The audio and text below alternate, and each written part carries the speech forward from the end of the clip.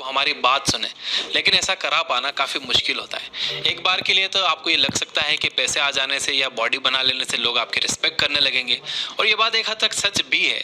लेकिन ऐसा ज़रूरी नहीं है कि अमीर होने पर ही आपको रिस्पेक्ट मिले। दुनिया के बहुत से फिलोसोफर्स गरीब थे, लेकिन उनकी रिस्पेक्ट सारी दुनिया करती थी। तो वो कौन सी बातें हैं जिसकी वजह से एक बंदा रिस्पेक्टफुल बनता है?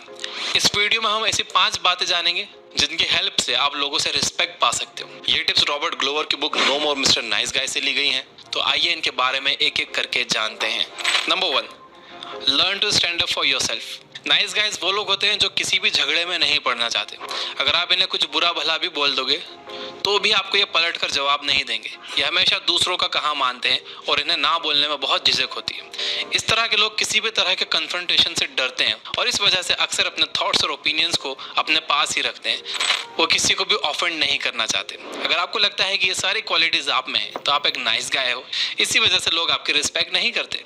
प्रॉब्लम यह है कि नाइस गाइस कभी भी बाउंड्रीज एस्टेब्लिश नहीं करते। जब कोई उनका मजाक उड़ा रहा होता है और उन्हें इस बात का बुरा लगता है तो वो आवाज नहीं उठाते। इस वजह से लोग इनकी बाउंड्रीज हमेशा क्रॉस करते रहते हैं। उन्हें पता ही नहीं है कि उन्हें किस टाइप के जोक्स आपके साथ नहीं करने हैं या आपसे किस तरह से बिहेव नहीं करना है। इसलिए उनका जैसे मन करता है आपसे वैसा बिहेव करते हैं। इसलिए आप उन चीजों की लिस्ट बनाओ जिसे आप टॉलरेट नहीं करोगे।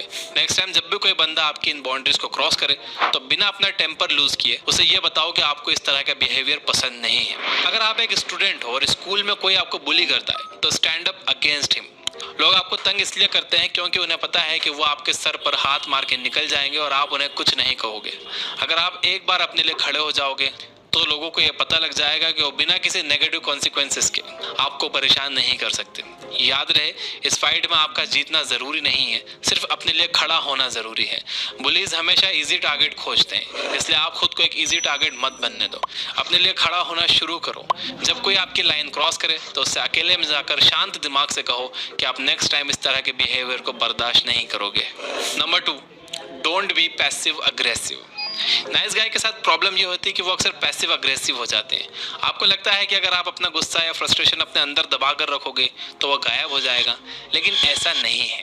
सिगमंड फ्रॉयड नाम के एक फेमस साइकोलॉजिस्ट ने ये बताया था कि हम जिस भी इमोशन को खुद के अंदर दबा कर रखते हैं वो बाद में किसी दूसरे फॉर्म में बाहर निकलता है। जब आपको किसी के ऊपर गुस्सा आता है और आप उसे कुछ नहीं बोलते और अपने इमोशंस को दबा कर रखने की कोशिश करते हो तो आपका गुस्सा पैसिव अग्रेशन के फॉर्म में बाहर निकलता है। पैसिव अग्रेशन का मतलब है आप सामने से तो उन्हें कुछ नहीं कहोगे, लेकिन उन्हें हर्ट करने के लिए मौके हमेशा ढूंढते रहोगे। आप भी जानबूझकर ऐसे जोक्स मारोगे जिससे उन्हें तकलीफ हो। आप उनके ज़रूरी सामान छुपा दोगे या उनकी सक्सेस को सैबोटेज करने की कोशिश करोगे। साथ ही जब आप बहुत सारा गुस्सा और फ्रस्ट्रेशन दबा कर रखोगे तो आपके अंदर कड़वाहट भर जाएगी। आप छोटी छोटी बातों पर चिढ़ने लगोगे, आप अपना आपा खोने लगोगे। उस इंसान के छोटे छोटे जोक्स भी आपको चुभने लगेंगे और आप पीठ पीछे हर वक्त उसकी बुराई करने लगोगे। इस तरह का बर्ताव करने से ना सिर्फ आप अपनी रिस्पेक्ट खोते हो बल्कि इंपॉर्टेंट फ्रेंड्स भी खो देते हो। इसलिए नेक्स्ट टाइम अगर आपको किसी बात से चिढ़ हो, आप सामने वाले बंदे को अकेले में देखकर उससे शांत दिमाग से बोल दो, मुझे तुम्हारी ये बात अच्छी नहीं लगी। I will really appreciate if you won't do it again in future. Number 3, be a man of action. Nice guys usually बहुत इनसिक्योर होते हैं, ये जेलस होते हैं। इसी इनसिक्योरिटी को छुपाने के लिए ये एक यस मैन बन जाते हैं और सबसे मीठी मीठी बातें करने लगते हैं। ये लोगों को अपनी बातों से इम्प्रेस करने की कोशिश करते हैं, लेकिन इनकी इनसिक्योरिटीज और इनकॉम्पिटेंस किसी से छिपते नहीं हैं। लोग टाइम के साथ जान जाते हैं कि ये बंदा सिर्फ अपनी वीकनेस छुपाने के लिए सारे काम कर रहा है और वो उससे दूर भागने लगते हैं। इसलिए आप एक मैन ऑफ एक्शन बनिए। जब आप अपने काम में और अपनी पर्सनल लाइफ में चीज़ें अचीव कर रहे होते हो तो इससे ये प्रूव होता है कि आप एक मैन ऑफ एक्शन हो। आप जो कहते हो वो करते हो। इसके साथ ही अगर आप बस उतना बोलने की कला सीख लोगे जितना आपको बोलना चाहिए तो लोग आपकी रिस्पेक्ट और भी ज़्यादा करेंगे। कम बोलने वाले लोग मिस्टीरियस लगते हैं, जिस वजह से दूसरे लोग कभी ये नहीं समझ पाते कि उनके दिमाग में क्या चल रहा है। Number 4, get rid of your addictions. थोड़ी देर पहले हमने देखा कि किस तरह से अपने इमोशंस अपने अंदर दबा के रखने से आप पैसिव अग्रेसिव और बिटर हो जाते हो। गुस्से और फ्रस्ट्रेशन को अपने अंदर दबा कर रखने का एक दूसरा साइड इफेक्ट भी है एडिक्शन। हर नाइस गाय किसी न किसी चीज़ का एडिक्ट होता है। जब आपके अंदर कड़वाहट भरी रहेगी तो आप उसे कम करने के लिए किसी ऐसी चीज़ का सहारा लेना शुरू करोगे जिससे आपको राहत मिल सके। अब चाहे वो चीज़ अल्कोहल हो, सिगरेट हो, आपकी एडिक्शन का और लोगों का आपकी रिस्पेक्ट ना करने में एक इनडायरेक्ट कनेक्शन है। आपका नाइस गाय सिंड्रोम जितना बड़ा होगा, आप उतना ज़्यादा लोगों को कन्फ्रंट करने से दूर भागोगे, जिससे आपके अंदर की कड़वाहट और बढ़ेगी और उसके साथ ही किसी एक्सटर्नल चीज़ का यूज़ करके उस कड़वाहट को कम करने की तलब भी बढ़ेगी। इस एडिक्शन की वजह से आपकी लाइफ के सारे दूसरे एस्पेक्ट्स पर भी असर पड़ेगा। आपका नाइस गाय सिंड्रोम बढ़ता ही चला जाएगा। आप इन नशों में खुद को डुबा कर अपनी इनसिक्योरिटीज और कन्फ्रंटेशन से दूर भागने की कोशिश करते रहोगे। इसलिए आप लोगों को ना कहना सीखो। आप अपनी कॉम्पिटेंस बढ़ाओ, बोलना कम करो, काम ज्यादा करो, हर वक्त लोगों की हाँ में हाँ मत भरो। अगर आपके पास अपना कोई ओपिनियन है जिससे लोग ऑफेंड हो सकते हैं तो उसे खुलकर शेयर करो। आयरनी इसी बात में है कि आप लोगों को इम्प्रेस करने की जितनी ज्यादा कोशिश करते हो, आपकी रिस्पेक्ट उतनी ही कम होती जाती है। Number 5, put yourself first. Humpty Sharma की दुल्हनिया में वरुण धवन बोलता है कि अगर कल मेरे घर में एक रोटी होगी तो मैं अपनी आधी रोटी काव्या को दूंगा, आधी पापा को, और खुद भूखा सो जाऊंगा। ऐसा करने में कोई स्मार्टनेस नहीं है। अगर आपका पेट भरा रहेगा तो आप काम कर पाओगे और काव्या और पापा के खाने के लिए बहुत कुछ लेकर आ पाओगे। खुद का पेट काट कर आप दूसरों को कितने दिन तक खिलाओगे? एक दिन के बाद आपके अंदर की एनर्जी खत्म हो जाएगी और आप काव्या और पापा के लिए खुद बोझ बनकर रह जाओगे।